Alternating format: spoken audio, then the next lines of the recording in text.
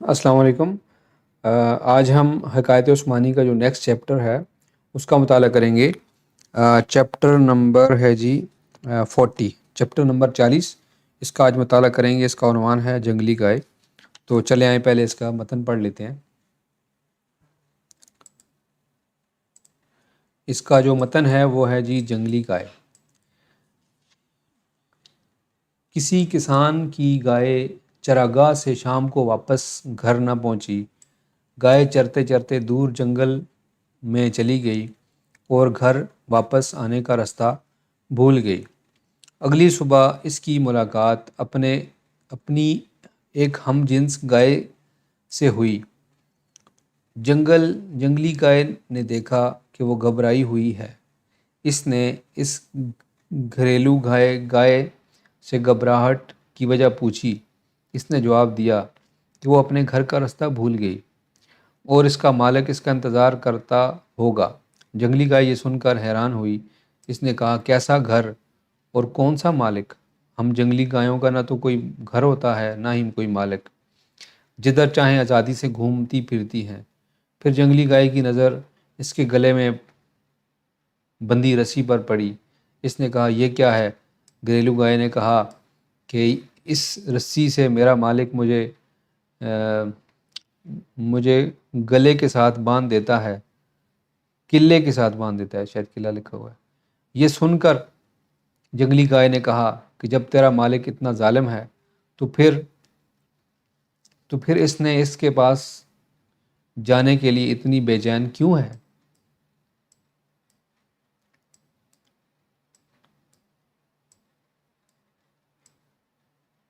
گھریلو گائے نے جواب دیا کہ وہ مجھے چارہ بھی ڈالتا ہے اور میرے دودھ بھی دوتا ہے۔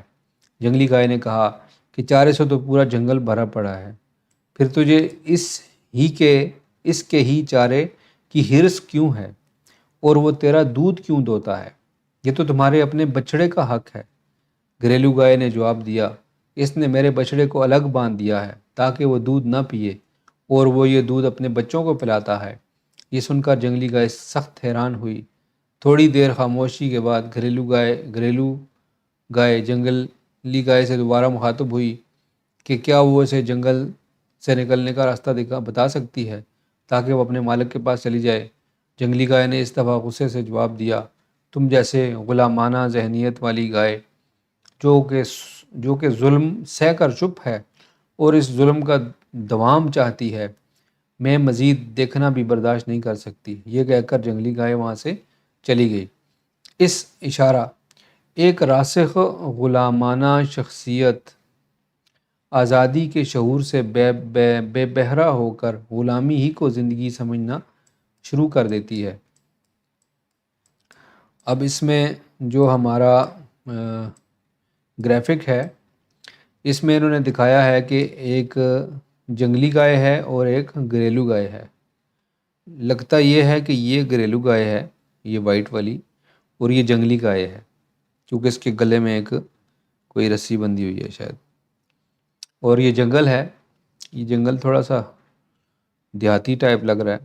بہرحال یہ تو جنگل شاید اس طرح کا بھی ہوتا ہوگا، شاید ہمارے علاقے میں جنگل ڈفرینٹ ہے۔ تو یہ جو گرافک ہے اس کا، یہ تھوڑا سا مجھے یونیک لگا، مختلف لگا۔ تو بہرحال اس کا مقصد یہ ہے کہ انسان جو ہے ایک روٹین کے اندر جب آ جاتا ہے، مطلب ایک روٹین کے اندر آ جاتا ہے تو اسی کو ہی وہ زندگی سمجھنے لگتا ہے۔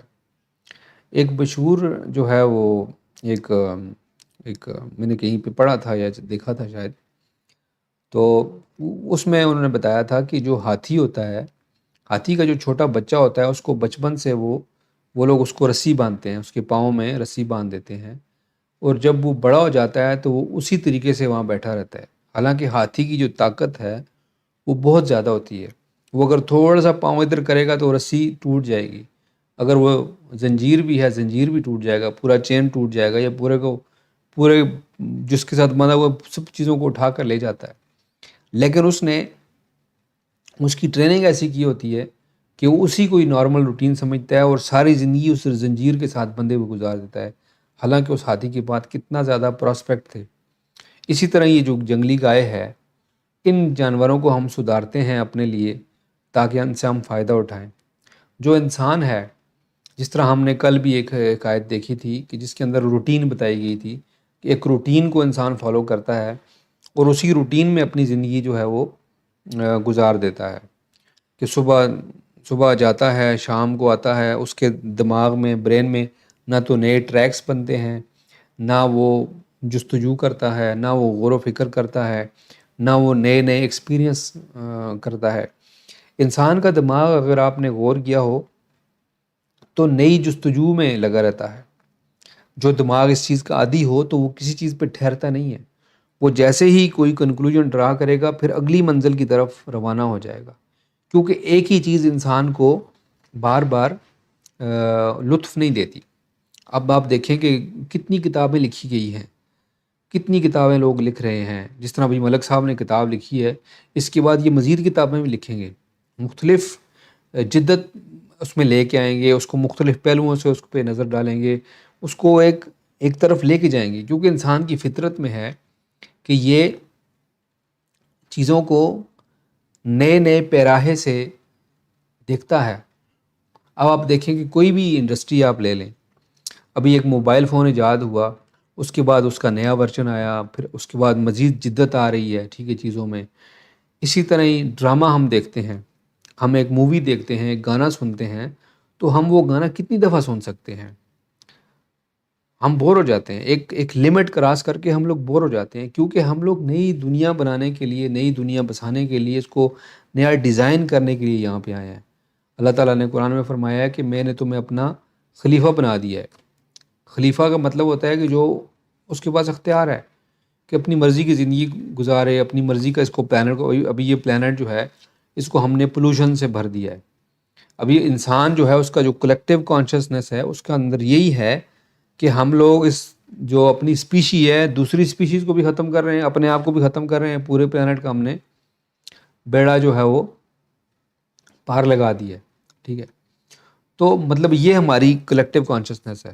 اگر یہی ہماری توانائی دوسری طرف چلی جائے کہ ہم لوگ جنگوں کے بجائے، آپس میں لڑنے کے بجائے اس کو ایک پرامن اور شاندار قسم کا پلانٹ بنائیں، نہ صرف اپنے لیے بلکہ جتنی بھی اسپیشیز ہیں ان کے لیے بھی، اور ان کو ریوائیو بھی کریں، پھر بھی ہمارا اختیار ہے۔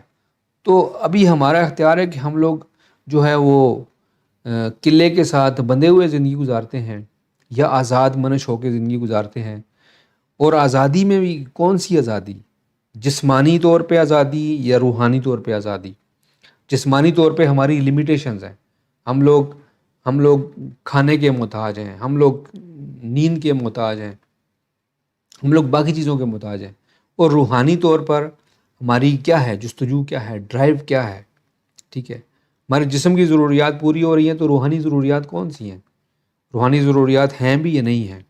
یہ ہم نے سوچنا ہے، اس کے اوپر جستجو کرنی ہے، اور اللہ تعالیٰ سے دعا ہے کہ ہمیں اپنا اس فکر کی توفیق عطا فرمائے، اور ہمیں بھی جستجو کرنے کی توفیق عطا فرمائے کہ ہم لوگ بھی اس کو دیکھیں کہ یہ زندگی کیا ہے، اس کی آزادی کیا ہے، آزادی کسے بولتے ہیں، جسمانی آزادی، روحانی آزادی، روحانی چیزیں ہیں بھی یا نہیں ہیں، ان کا وجود ہے یا نہیں ہے، جسمانی ہے، دنیا فانی ہے یا فانی نہیں ہے، یہ کیا ہے؟ یہ کس طرح کے سوال ہیں؟ کیونکہ سوال جب آپ کریں گے تو ان کے جواب آئیں گے، لیکن ہمیں سوال پوچھنے ہیں۔ ہمیں سوال وہی بندہ پوچھتا ہے جو آزاد ہوتا ہے، جو بندہ ہوا ہوتا ہے وہ اس بندگی کے حوالے سے سوال پوچھے گا۔ جس طرح یہ گائے ہے، وہ واپسی کا راستہ پوچھ رہی تھی کہ میں واپس کیسے جاؤں، میں اتفاق سے کھل گئی ہوں اپنے قلعے سے، تو میں واپس کیسے جاؤں، واپس میں غلامی کی زندگی میں کیسے جاؤں؟ ٹھیک ہے، کیونکہ اس کو وہ روٹین لگ رہی تھی۔ تو اللہ تعالیٰ سے دعا ہے کہ ہمیں روٹین سے ہٹنے کی اور اپنے ذہن کو کشادہ کرنے کی توفیق عطا فرمائے، اور ہمیں سیدھی راہ پر، جو بھی راہ ہے سیدھی ہے، اس پہ چلنے کی توفیق عطا فرمائے۔ اس کے ساتھ ہی یہ ویڈیو جو ہے اس کا میں اختتام کرتا ہوں۔ انشاءاللہ نیکسٹ ویڈیو کے ساتھ آپ کے ساتھ دوبارہ ملاقات ہوگی۔ السلام علیکم ورحمۃ اللہ وبرکاتہ۔